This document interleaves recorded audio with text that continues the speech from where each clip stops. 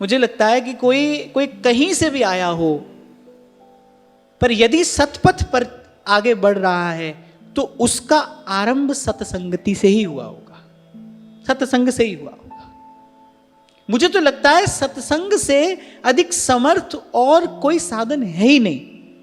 सत्संग में प्रत्येक व्यक्ति ग्रहण करने के लिए ही नहीं आता है, लेकिन फिर भी सत्संग अपनी कृपा करता है। संतों के शब्द अपनी कृपा करते हैं। कितने कितने लोगों से हमने सुना कि हम तो ऐसे ही आ गए थे, कभी ऐसी किसी के बुलाने से आ गए, ऐसे ही चलते फिरते आ गए तो फिर आते रहे, अब आ ही रहे हैं। ये क्या है? ये सत्संग की सहज कृपा है। इसी को मैं कह रहा हूं, वस्तु की शक्ति। आप मानो मत मानो, पर वो अपना कार्य करती है। हाँ, इतना अवश्य है भाई कि जीते जागते मनुष्य हो और प्रभु ने सद्मार्ग दिया है, तो थोड़ा अपने जीवन के प्रति कर्तव्य है। कल मैं आपसे कह रहा था ना, अपने आप को शरीर मानोगे फिर धर्म कुछ और है, फिर तो घर है, परिवार है, नाते रिश्तेदार है, पुत्र है, पुत्री है, फिर तो बहुत कुछ है। पर थोड़ी देर के लिए गुरुजनों की दृष्टि से देखो, थोड़ी देर के लिए संतों की दृष्टि से देखो, आप कौन हो, आप क्या हो, आप प्रभु के हो। मैं कई बार आपसे कहता हूं ना, आप कभी नहीं कहते मैं हाथ मैं पैर, आप हमेशा कहते हो मेरा हाथ, मेरा पैर, मेरा मन, मेरी बुद्धि। इसका सीधा सा करते कि आप इससे अलग हो, आप ये सब नहीं हो, आप इससे अलग हो। थोड़ी देर के लिए अपने उस विशुद्ध स्वरूप का विचार करो, फिर उस दृष्टि से देखो मेरा कर्तव्य क्या है। उस दृष्टि से पहला कर्तव्य यही है,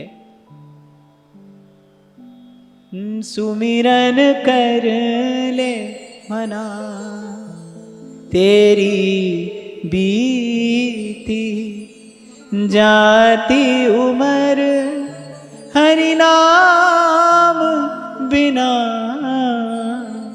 सुमिरन कर ले मना। और फिर मैं तो आपको ये भी कहता हूं कि भाई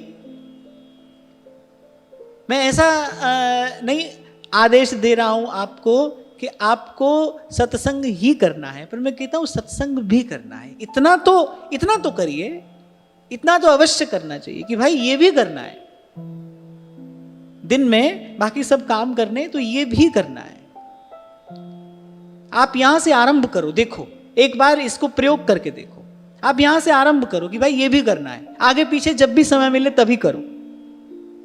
फिर होगा क्या, जैसे भारी वस्तु अपना स्थान स्वयं बना लेती है ना, आप पानी में पत्थर डालो तो क्या होता है, जल से भरे पात्र में आप पत्थर डालोगे तो वो जो गौरवशाली वस्तु है, जो भारी वस्तु है ना, वो अपना स्थान स्वयं बना लेगी। उतना जल बाहर चला जाएगा, वो अपना स्थान बना लेगी। ऐसे ही आप एक बार इसी भाव से आरंभ करो, हाँ भाई ये भी करना है। फिर धीरे धीरे क्या होगा, भजन आपकी प्राथमिकता बन जाएगा, प्रियोरिटी।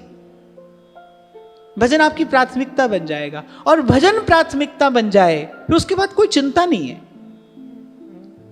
जब भजन प्राथमिकता हो जाता है, जब आपका पूरा जीवन भजन भाव के ही आश्रय में आ जाता है, फिर जीव को कर्म बंधन में बंधने की चिंता नहीं रहती। भजन संभाल करता है, सत्संग संभालता है। कितने ही साधक जनों का अनुभव मैंने सुना कि सत्संग का फल क्या है कि व्यवहार में जब हम कुछ अनुचित करने लगते हैं तो वो सत्संग का शब्द याद आ जाता है, वो हमको रोक लेता है, हाथ पकड़ लेता है हमारा। इसी प्रकार प्रभु जीव की रक्षा करते हैं, इसी प्रकार प्रभु उसकी संभाल करते हैं। सत्संग संभाल करता है।